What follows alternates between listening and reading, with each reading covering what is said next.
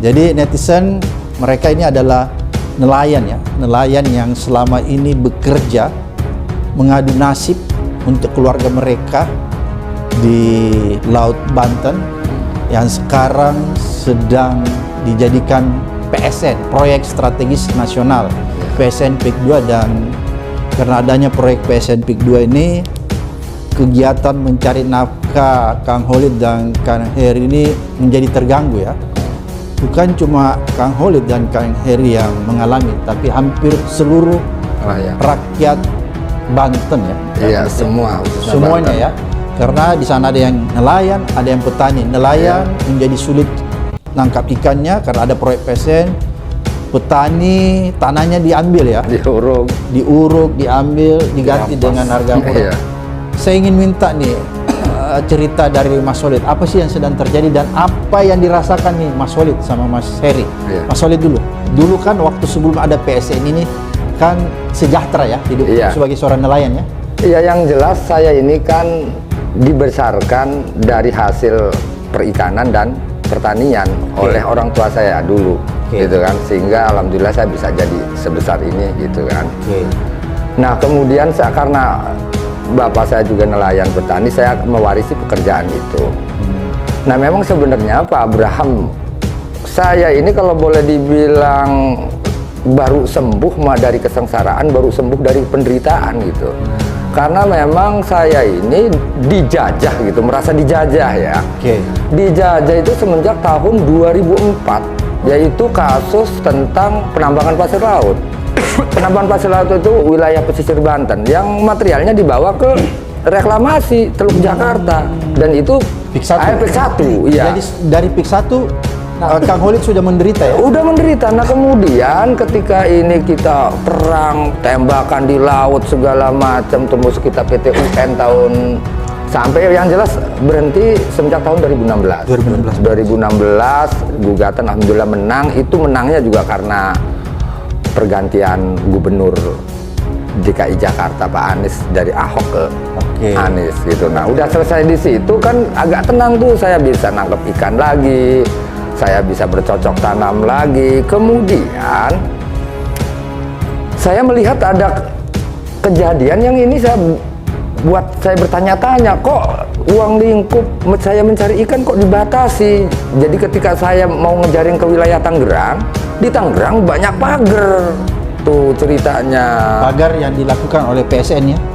Iya jelas itu Mak. Jadi kalau ngelihat bangunan pagar itu tidak mungkin dilakukan oleh orang yang nggak punya duit.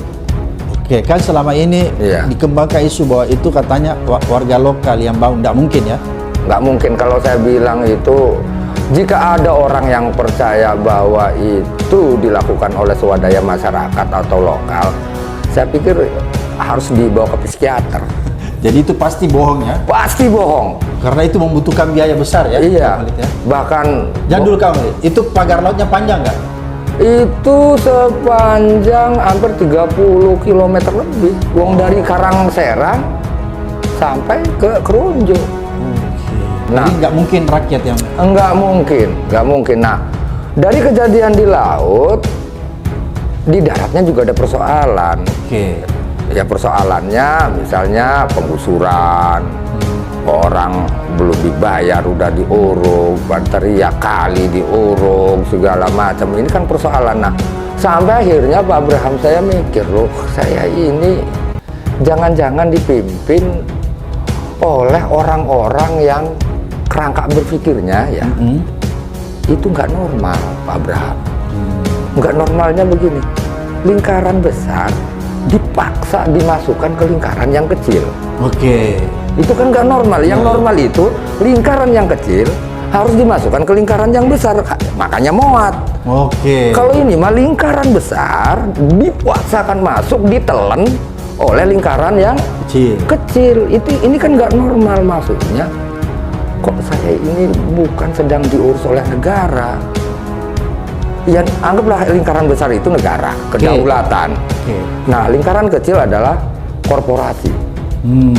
Nah saya merasakan saya ini kok sebagai petani nelayan bukan sedang diurus oleh negara. tapi diurus oleh lingkaran kecil tadi, korporasi tadi.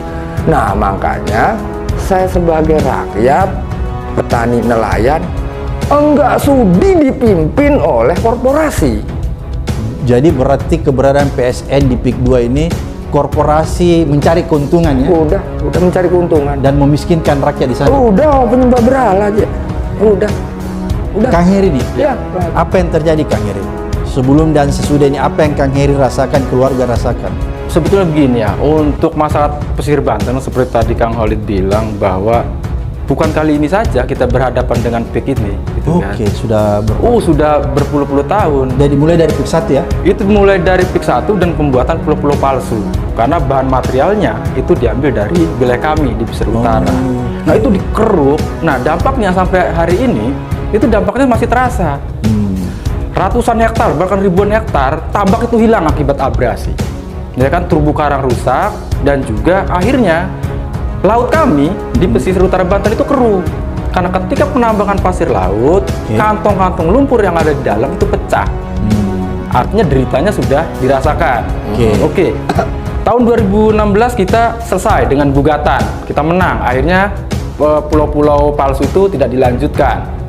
Tangerang juga pada waktu itu dia ingin membangun 3 pulau.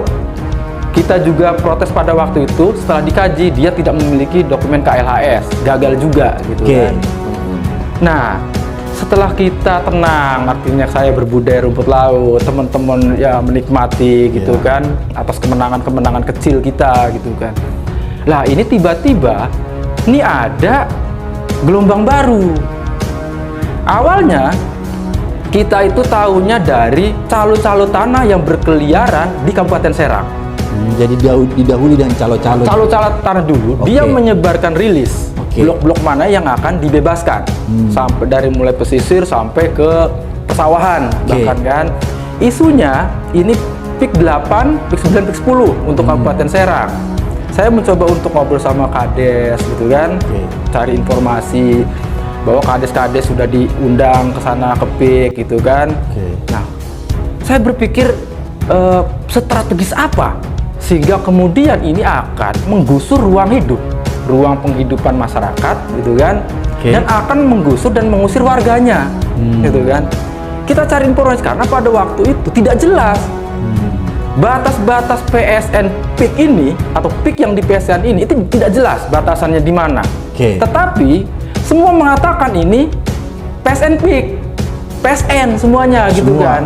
Sehingga jadi seolah-olah PSN ini adalah stempel yang kemudian ini menjadi apa ya?